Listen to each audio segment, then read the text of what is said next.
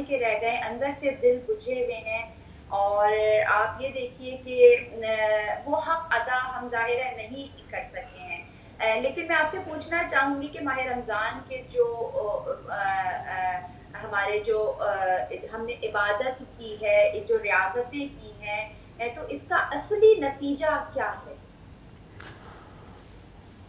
جزاک اللہ، خداوند متعالی آپ کی توفیقات خیر میں اضافہ فرمائے۔ بسم اللہ الرحمن الرحیم، اللہم صلی علی محمد وآل محمد وعجل فرجہم۔ سسٹر دیکھیں، اللہ تعالیٰ نے ہمارے لیے اس مہینے کو نعمت قرار دیا ہے۔ یہ مغفرتوں کا مہینہ ہے، رحمتوں کا مہینہ ہے، اور در حقیقت اللہ تعالیٰ اپنے بندوں کو عطا کرنا چاہتا ہے، اور اللہ تعالیٰ بہانے ڈھونڈتا ہے بندوں کے لیے کہ وہ موقع ملے اور وہ میں ان کو عطا کروں۔ آپ دیکھیں جس طرح ایک عالم، بہت عظیم عالم کا بہت خوبصورت جملہ ہے کہ ہمیں اللہ تعالیٰ نے بندگی کے لیے پیدا کیا، وما خلقت الجن والانس الا لیعبدون۔ ہم بندے ہیں، ہم نے بندگی کرنی ہے۔ جو بندگی نہیں کرتے، اللہ تعالیٰ نے ان کی سرکشیوں کے نتیجے میں وہ ضائع ہوتے ہیں۔ سب سے بڑا نقصان ان کا یہ ہوتا ہے کہ وہ ضائع ہو جاتے ہیں۔ اللہ تعالیٰ نے انسان کو بہت قیمتی بنایا ہے، بہت قیمتی ذخیرہ ہے انسان، اور انسان صرف اس عالم کے لیے خلق نہیں ہوا۔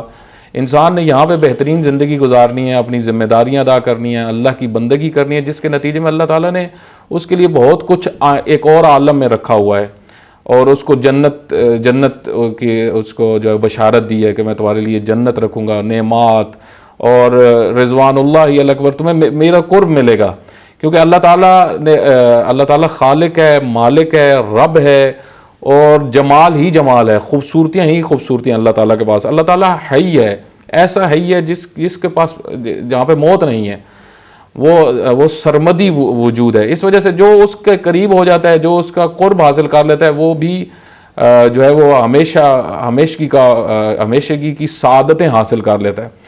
آپ دیکھیں، یہی جو بات آپ نے کی کہ ما حاصل جو ہے اس مہینے کا ہم کیا حاصل، یعنی ہمیں کیا ملتا ہے، تو کیونکہ اللہ تعالیٰ نے اس کو ہماری ٹریننگ کے لیے رکھا ہے، ریاضت کا مہینہ ہے، اللہ تعالیٰ سے قرب کا مہینہ ہے، تو در حقیقت ہم نے پوری زندگی کے لیے اس مہینے کے اندر سے سرمایہ نکالنا ہے اپنے لیے۔ جس طریقے سے آپ دیکھیں نا، کسی شخص کو کہا جائے کہ آپ جو ہے وہ اتنا انویسٹ کریں گے تو آپ کو اتنا ملے گا، اور یقیناً ملے گا، ٹھیک ہے، اور تھوڑا سا انویسٹ کرنے سے آپ کو پوری زندگی کے لیے مل سکتا ہے، یعنی اتنا ملے گا جس سے آپ اپنی زندگی کا گزارا کر سکتے ہیں، ایک بہترین طریقے سے آپ سعادت حاصل کر سکتے ہیں۔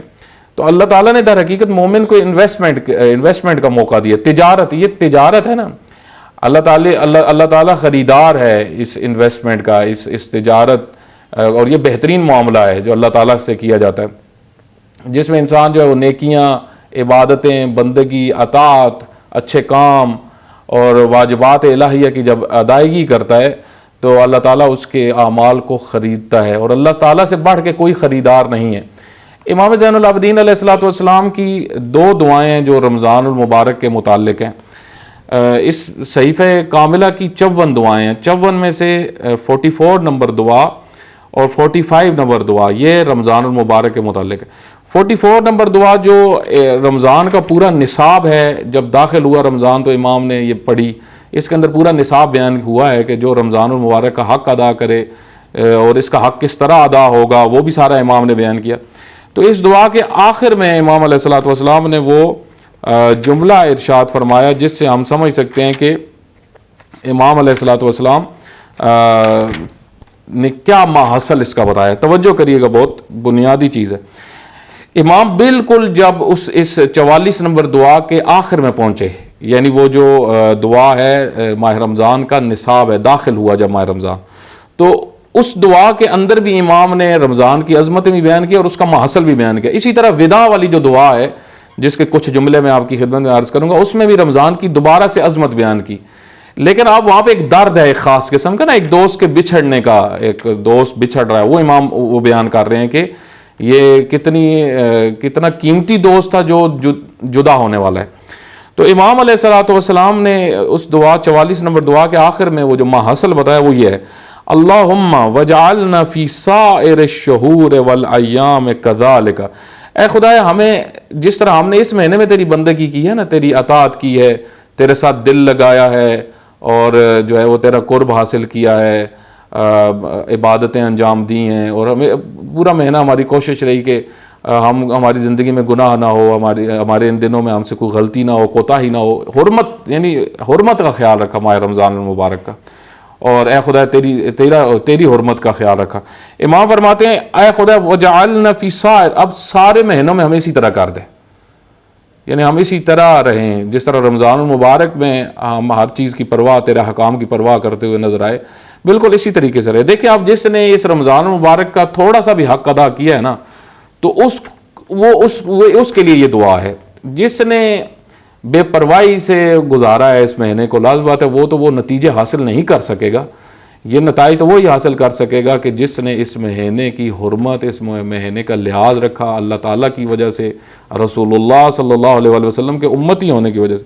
اور وہ امام نے ساری چیزیں بیان کی کہ اے خدا مجھے شیطان کے پنجوں سے بچا لے، جو ہے ہمیں جو ہے وہ اپنا قرب نصیب کر دے ہمیں، اے خدا ہم تیرا حیا کریں، ہم تیرا حیا کریں، جس طرح آپ ہمارا حیا کرتے ہو ہم تمہارا بھی حیا کریں، اور جو ہے اپنے دنوں کو مزین کریں آپ کی اطاعت کے ساتھ۔ تو اب کیا ہو کہ اب آئندہ والے دن بھی ہمارے اسی طریقے سے ہو۔ وہ اس دعا کے آخر میں امام فرماتے ہیں کہ وَإِن مِلْنَ فِيهِ فَاعِدْ لَنَا وَإِن ذُغْنَ فِيهِ فَقَوِّمْنَا وَإِنْ اشْتَمَلَ عَلَيْنَا عَدُوَّكَ الشَّيْطَانُ فَاسْتَنْقِذْنَا مِنْهُ اللهم اشحنه بعبادتنا إياك وزين أوقاته بطاعتنا لك۔ ہم اپنے دنوں کو، اوقاتوں کو مزین کر رہے ہیں تیری اطاعت کے ذریعے سے۔ وَإِنَّ فِي نَهَارِهِ عَلَى صِيَامِهِ، اور ہمیں دنوں میں آپ ہماری مدد کرو کہ ہم روزہ رکھ سکیں۔ وَفِي لَيْلِهِ عَلَى الصَّلَاةِ وَالتَّضَرُّعِ إِلَيْكَ، اور راتیں ہماری خشوع میں، تضرع میں گزرے، ہم سحری کے وقت بھی تیری یاد میں ہوں، تیرا ذکر کر رہے ہوں۔ وَالْخُشُوعِ لَكَ، اور خشیت ہو ہمارے اندر آپ کی۔ وَالذِّلَّةِ بَيْنَ يَدَيْكَ، اور تیری ذات کے سامنے ہم اپنے ذلت کا احساس کریں کہ ہم بہت چھوٹے ہیں، بہت حقیر ہیں۔ یعنی یہ انسان جب یہ احساسات اپنے اندر پیدا کرتا ہے، یہی بندگی ہے۔ حتی لا یشہد نہارہ علینا بغفلۃ، اس طرح کہ پھر دن ہمارا غفلتوں میں نہ گزرے، تیری غفلت سے نہ گزرے، اس طرح ہو۔ ولا لیلہ بتفریط، اور نہ ہی راتوں کو ہم فضول گزار دیں۔ پھر امام علیہ السلام اور شبش بے کام کاری، اور ایسی راتیں ہماری ایسی نہ گزریں کہ جو سستی کے ساتھ ہوں، تنبلی کے ساتھ ہوں، بیکاری کے ساتھ ہوں۔ تو اب امام علیہ السلام فرماتے ہیں کہ اللہم وجعلنا فی سائر الشہور والایام کذالک، ہمارے دوسرے مہینوں کو، دوسرے دنوں کو، راتوں کو اور دنوں کو اسی طرح کر دے۔ وجعلنا من عبادک الصالحین، اور ہمیں صالحین میں قرار دے، ہم تیرے نیک بندے ہوں، صالح ہوں، صالحین میں سے ہوں، طالح نہ ہوں، نافرمان نہ ہوں۔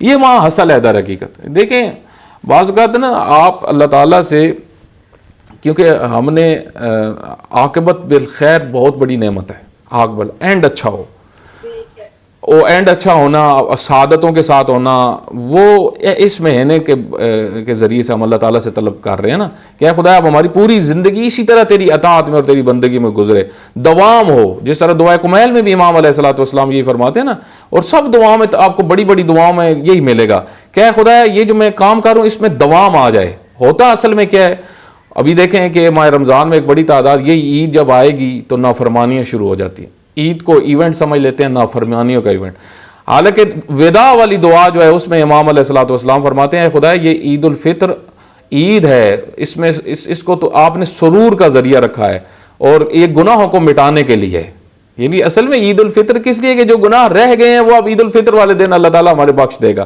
وہ ذنوب، وہ سیئات، وہ برائیاں، وہ قباحتیں ہماری زندگی سے نکل جائیں گی جو ہماری زندگی کے ساتھ جڑی ہوئی تھی۔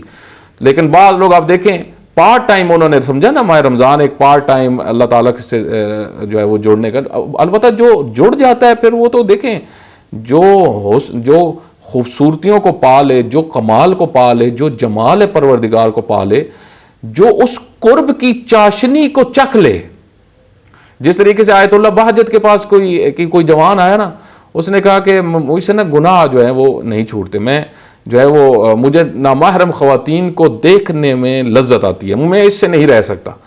تو آیت اللہ العظمیٰ کا بہجت نے فرمایا کہ آپ نے ابھی وہ اللہ کا جمال نہیں دیکھا، اللہ کا حسن نہیں دیکھا، رسول اللہ صلی اللہ علیہ وسلم کا حسن نہیں دیکھا، ان کا قرب نہیں دیکھا، اسی طریقے سے امیر المومنین علی ابن ابی طالب علیہ السلام کا قرب اور وہ لذت نہیں دیکھی. اگر آپ وہ لذت محسوس کر لیں, اگر آپ تہجد کی لذت کو محسوس کر لیں, تو آپ کو پھر سب لذتیں چھوٹی لگیں گی, حقیر لگیں گی, کیونکہ وہ سب ختم ہونے والی ہیں.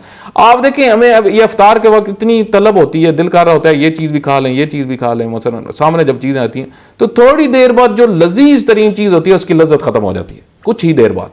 وہی چیز جو جب آپ کو طلب تھی, آپ کو بہت لذیذ نظر آ رہی تھی, لگ رہی تھی, جب آپ کا اس سے شکم پر ہو گیا تو اب آپ کے سامنے اگر وہ کوئی رکھ دے تو آپ اس کو چکھیں گے بھی نہیں. لذتیں محدود ہیں, جتنی لذتیں ہیں مادی یہ سب محدود ہیں. لیکن جس کو قرب پروردگار کی لذت آ جائے, جس کو عشق خدا کی لذت آ جائے, محبت خدا, اس چاشنی کو جو چکھ لے, پھر اس سے بڑھ کے پھر کوئی لذت نہیں ہے. یہ لذتیں جو ہیں یہ دوام ہمیں چاہیے زندگی میں, یہ ہماری زندگی سے نہ جائیں. اور یہ اسی صورت میں ہے کہ جب ہم اللہ تعالیٰ سے یہ طلب کریں. دیکھیں بعض چیزیں نا ہمیں طلب کرنی ہے, ہمیں اللہ سے مانگنی ہے. جس طرح عطاءت ہے نا اللہ سے مانگنی چاہیے, اسی طریقے سے اللہ کی محبت اللہ سے طلب کریں. اہل البیت علیہ الصلوۃ والسلام کی محبت اللہ تعالیٰ سے طلب کریں.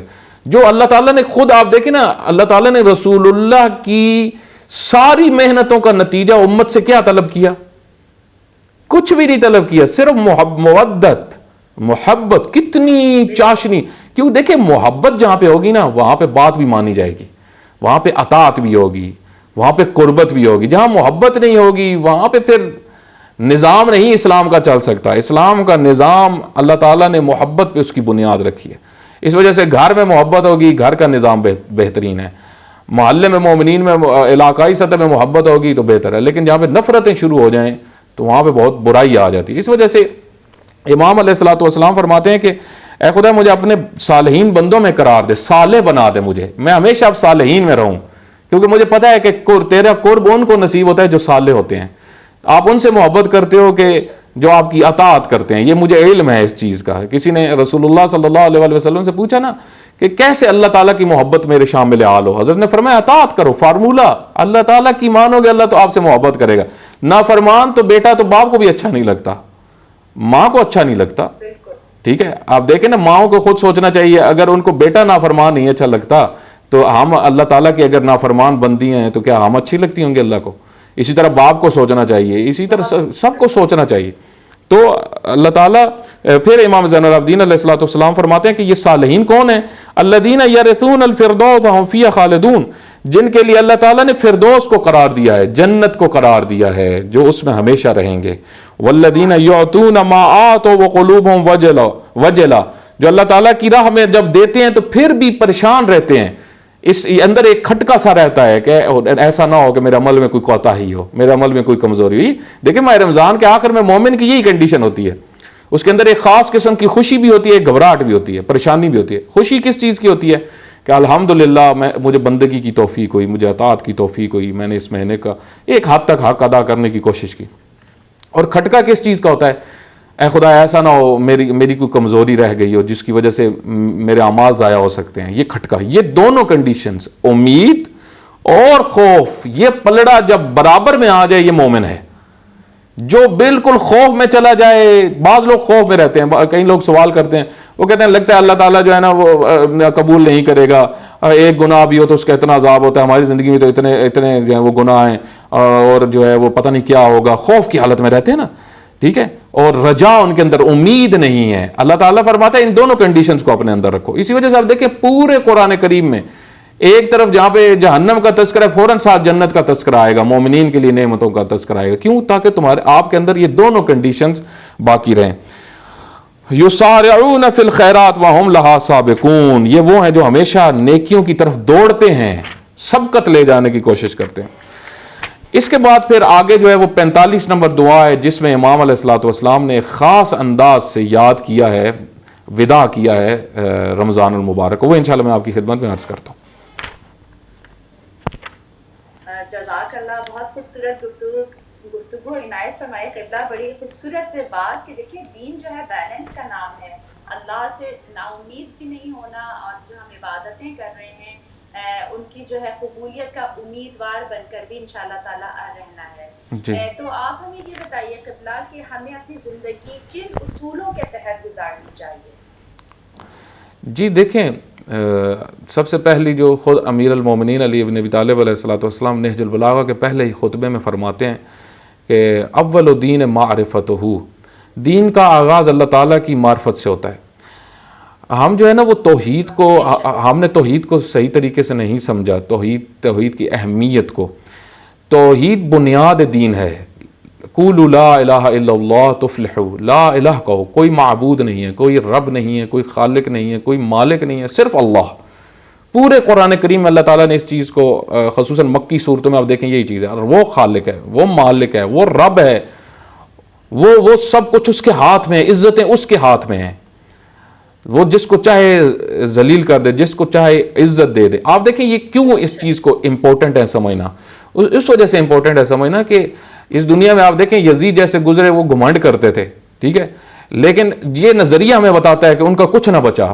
وہ صرف ذلت بن کے رہ گئے، وہ ذلیل ہیں، وہ رسوا ہوئے. اور امام حسین علیہ الصلوۃ والسلام جو چند اصحاب کے ساتھ تھے، لیکن آج آپ دیکھیں پوری دنیا میں جتنی امام حسین علیہ الصلوۃ والسلام کی عزت ہے، جتنا وہ عزیز ہیں، اس طرح کوئی اتنی عزت والا ہمیں نظر نہیں آتا.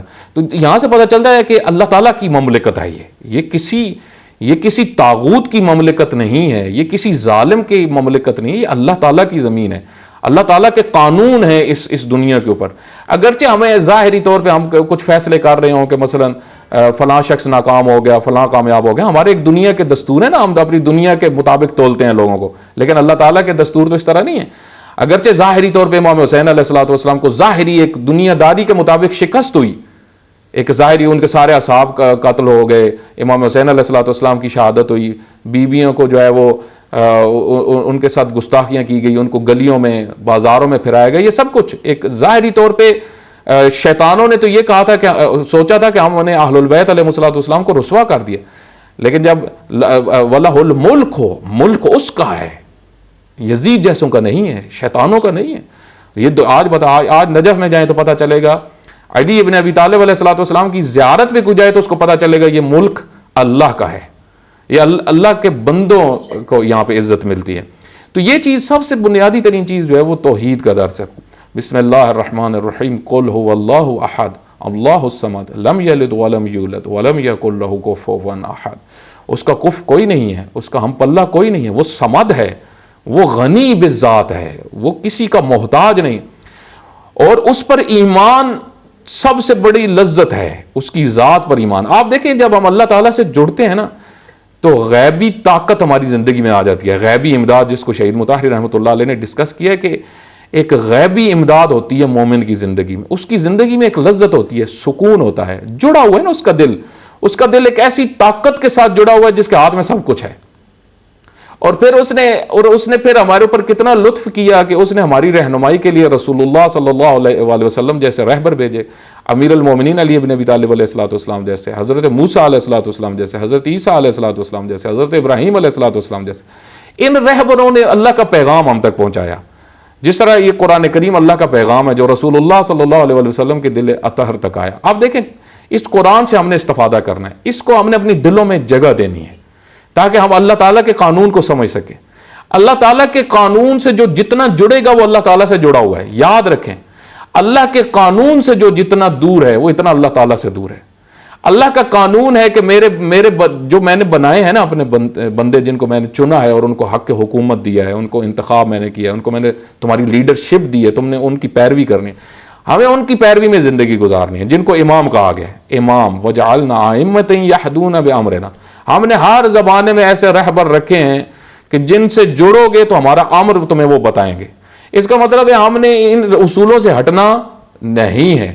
لیکن جب ہم اصولوں سے ہٹیں گے، اللہ تعالیٰ نے کتنی جگہ پہ بیان فرمایا کہ کچھ ہیں جو جہنم کی طرف دعوت دینے والے ہیں، ان کی نشانیاں ہیں، وہ بد کردار ہیں، وہ بے دین ہیں، وہ فاسق اور فاجر ہیں. آپ دیکھیں اللہ تعالیٰ نے جہاں پہ سورہ قصص کے اندر جہاں پہ پورا واقعہ حضرت موسیٰ علیہ الصلوۃ والسلام کا اور حضرت جو ہے وہ ہارون کا ساتھ تذکرہ اور وہ سارا، اور ان کے مقابلے میں فرعون تھا، تو اللہ تعالیٰ نے فرمایا کہ ہم نے ان کو غرق کر دیا. وہ قوم فاسقین تھے، فاسق تھے، وہ پوری قوم فاسق تھی.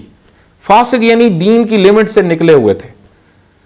اللہ کا نام بھی ایک تعداد لیتی رہی ہے پوری تاریخ میں. آپ دیکھیں سورہ سبا کے اندر جہاں پہ اللہ تعالیٰ نے قوم سبا کا تذکرہ کیا تو وہ خود انہوں نے دعا کی, اے خدایا ہمیں یہ نعمتیں جو ہیں وہ اس طرح نہیں چاہیے, ربنا عبد علینا اسفارنا, اے خدایا یہ جو آپ نے ہمارے لیے نعمتیں رکھی ہیں نا, جو ہم جلدی سفر کر لیتے ہیں اور یہ آسائشیں, یہ ہمیں نہیں چاہیے. جس طریقے سے بنی اسرائیل نے کہا کہ ہمیں من و سلوہ نہیں چاہیے, ہمیں جو ٹماٹر چاہیے, پیاز چاہیے. ٹھیک ہے, اللہ تعالیٰ نے, آپ دیکھیں بعض قوموں کو جب بہت کچھ عطا کرتا ہے تو وہ مست ہو جاتے ہیں نا. اللہ فرماتا ہے یہ نعمتوں میں جو مست ہیں یہ فاسق ہو جاتے ہیں, راہ سے ہٹ جاتے ہیں, دین سے ہٹ جاتے ہیں. تو بعض لوگ اللہ کا ظاہری طور پہ نام لیتے ہیں لیکن وہ اللہ کے قوانین کے پابند نظر نہیں آتے ہمیں زندگی میں, ایک بڑی تعداد. تو ہم نے ان کے پیچھے چلنا ہے جو اللہ کے دین کے پابند ہیں. جس طرح امام حسین علیہ الصلوۃ والسلام جیسی شخصیت ہے نا, آپ دیکھیں اللہ کے دین کے اصولوں کے کتنے پابند ہیں, کتنا اپنی زندگی کے ہر سٹیپ میں, کہیں پہ پوری کربلا میں آپ کو, پوری کربلا کے سفر میں آپ کو کہیں پہ نظر نہیں آئے گا کہیں پہ اللہ تعالیٰ کے کسی قانون کو توڑا جا رہا ہو. ہر چیز کا لحاظ رکھا جا رہا ہے, ہر قانون کا لحاظ رکھا جا رہا ہے. یہ ہمارے لیے اسوہ ہیں, یہ وہ رہبر ہیں کہ جو امر پروردگار کو پہنچانے والے ہیں. اسی طریقے سے آج دیکھیں آج کے زمانے میں اللہ تعالیٰ نے ہمیں ایسے فقہا ہمارے لیے قرار دیے, ایسے علماء فقہا. آپ دیکھیں امام خمینی رحمۃ اللہ علیہ کی زندگی دیکھیں, سید علی خامنہئی حافظ اللہ کی زندگی دیکھیں, آیت اللہ العظمیٰ آغا سیستانی کی زندگی دیکھیں. یہ بڑے بڑے فقہا جو علماء ہیں یہ ہمارے لیے رہبر ہیں, پیشوا ہیں. ان کی زندگیاں کتنی آئیڈیل ہیں, کتنی خوبصورت ہیں. آپ دیکھیں کتنا کردار ہے ان کی زندگیوں میں, سب کچھ ہوتے ہوئے انہوں نے اپنی زندگیوں کو کس طریقے سے گزارا, اللہ تعالیٰ کے قوانین کے مطابق گزارا. تو ایسے اللہ نے ہمیں رہبر دیے. یہ رہنما شناسی بڑی مہم ہے, رہبر و رہنما شناسی. رہبر و رہنما شناسی قرآن کریم کا اصول ہے. ہمیں ایسے رہبروں کا انتخاب کرنا ہے جن کے اندر ہمیں وہ چیزیں نظر آئیں جو اللہ تعالیٰ نے فرمان دیے ہیں کہ ان میں عدل تمہیں نظر آئے. جس طرح امام حسین علیہ الصلوۃ والسلام نے فرمایا نا کہ مسلمانوں کا پیشوا صرف وہ ہو سکتا ہے, حاکم صرف وہ ہو سکتا ہے کہ جس کی پہلی نشانی وہ یہ ہو کہ وہ کتاب اللہ کا پابند ہو, اللہ کے قانونوں کو سمجھتا ہو اور اس کے مطابق زندگی کرتا ہو. دوسرا فرمایا کہ جو عادلانہ زندگی گزار رہا ہو, عادل ہو, والقائم بالقسط, قسط ہو, اقامہ کرے عادل کو, معاشرے کو اس کے حقوق دے رہا ہو, جابر نہ ہو, ظالم نہ ہو. آج ہم دیکھیں ہم ظالموں کی تائید کرتے ہیں, ہم ظالموں کو ڈھونڈتے ہیں کہ ان میں ظالموں میں سے کس کو چنیں, جو پبلک کے حقوق کھا رہے ہیں, جو پبلک کے اوپر ظلم کر رہے ہیں, جو رعیت کے حقوق غصب کرتے ہیں, بے رحم, جو مگر مچھ سے بھی زیادہ بے رحم ہیں. ہم ان کی سپورٹ کرتے ہیں. ولا اللہ تعالیٰ قرآن کریم میں اصول کے طور پہ بیان فرماتا ہے, وَلَا تَرْكَنُوا إِلَى الَّذِينَ ظَلَمُوا, خبردار ان کے بارے میں نرمی مت رکھنا جو ظالم ہے, جو میرے بندوں پہ ظلم کرتے ہیں, مت نرمی رکھنا. جس طرح اللہ تعالیٰ فرماتا ہے, اللہ تعالیٰ کو بعض لوگوں پہ بڑا غضب آتا ہے. آپ دیکھیں ایک دعا ہے جو ہمیں رمضان المبارک میں بہت زیادہ مانگنی چاہیے, اور یہ جوشن کبیر کا جملہ بھی ہے, اور معصومین علیہ الصلوۃ والسلام نے بھی فرمایا کہ اس دعا کو مانگو. وہ کیا دعا ہے؟ یا من اظہر الجمیل وستر الکبیح, اے خوبیوں کو ظاہر کرنے والے اور برائیوں کو چھپانے والے. آپ دیکھیں کہ اللہ تعالیٰ اتنا مہربان ہے, اللہ تعالیٰ ہمارے گناہوں کو ظاہر نہیں کرتا. یہ رمضان میں بہت زیادہ جگہ پہ دعاؤں میں یہی ہے, اے سیئات کو چھپانے والے. دعا ابو حمزہ ثمالی میں دیکھیں, امام زین العابدین علیہ الصلوۃ والسلام فرماتے ہیں, اے خدا جس طرح تو نے ہمارے گناہ اس دنیا میں چھپائے ہوئے ہیں نا, آخرت میں بھی چھپانا, یعنی محشر میں میری غلطیاں ظاہر نہ کرنا. کتنی خوبصورت بات.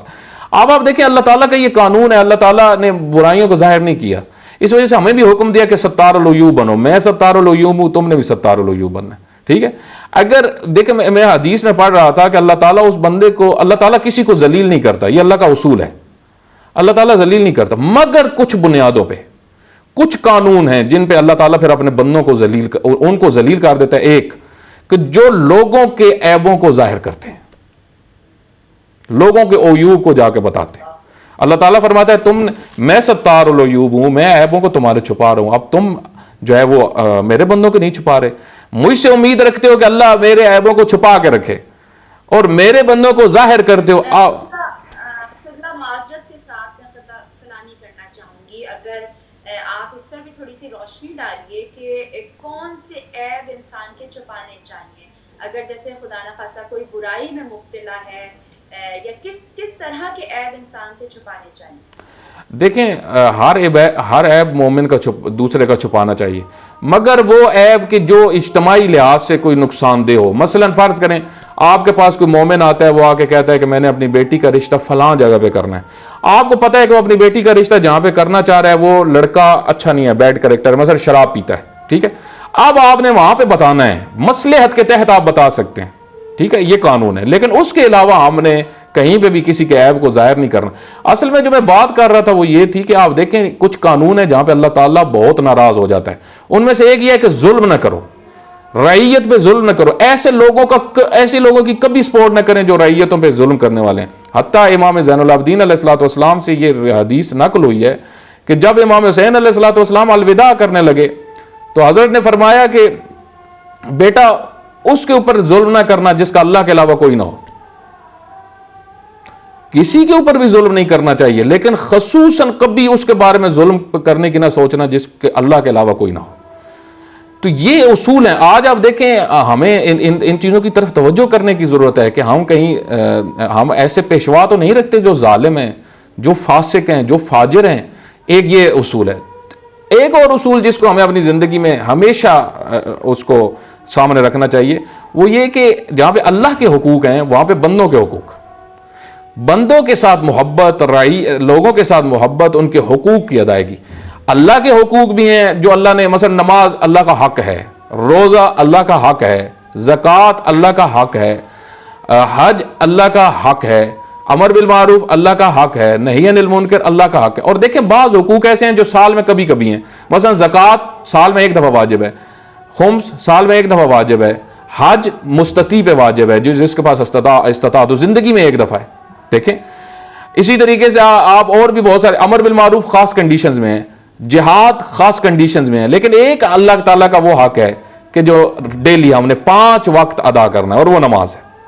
आप देखें कि नमाज इतना इंपॉर्टेंट हक है अल्लाह ताला का कि एक ग्रोह आया रसूलुल्लाह सल्लल्लाहु अलैहि वसल्लम के पास। उन्होंने आके कहा कि या रसूलल्लाह हमें जो है वो हमें नमाज हमारे लिए माफ़ कर दें, हम दीन इस्लाम को कबूल करते हैं।